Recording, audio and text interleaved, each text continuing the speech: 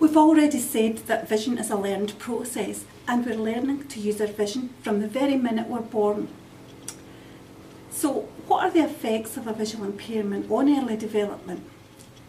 Well, in my experience, reduced vision may delay a child's development in all areas.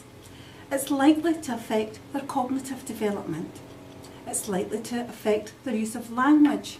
We've already said that it's likely to affect their use of fine and gross motor control.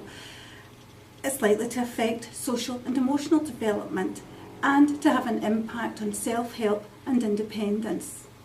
Now, if I go back up to the very beginning and we think about cognitive and language development, think about a young child being pushed along the road in a buggy. Mum's pushing them along the road in a buggy and someone passes them and they're walking an Alsatian dog.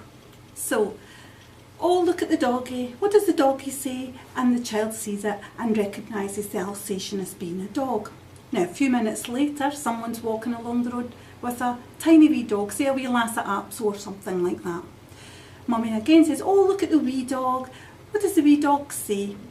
Now, through time, the child is able to generalise and they realise that there are lots of different kinds of dogs. Think about the child with a visual impairment. What do they see? Sometimes they don't see the dog at all. Their experience of a dog is the fur that they can grab in their hand. So that's what a dog means to them. They have no idea the whole size or the different sizes.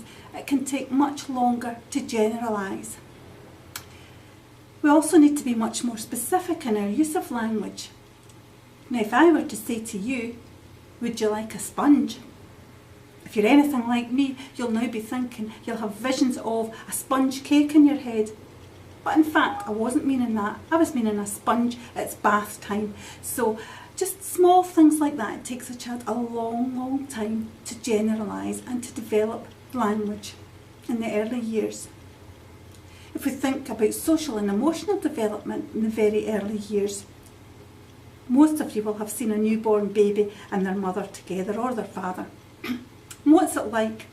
It's like the mutual admiration society, isn't it? The mother smiles at the baby smiles back, and they develop a bond. Well, imagine if you've got a baby, you smile at it and you don't get that smile back. It can affect the child's ability to bond with their parents, and that carries on into the classroom. If you're sitting newly in a new classroom and the child next to you is smiling, hello Janice, how are you? And they never get a response, they never get a smile back. Eventually they stop smiling to them, and so on as they develop. It's going to affect self-help and independence skills. The other kids see the teacher putting their coat up in the cloakroom. They know where everything is, everything has a place. The VI child has to be taught about that, and it can have an impact on how they develop their self-help skills.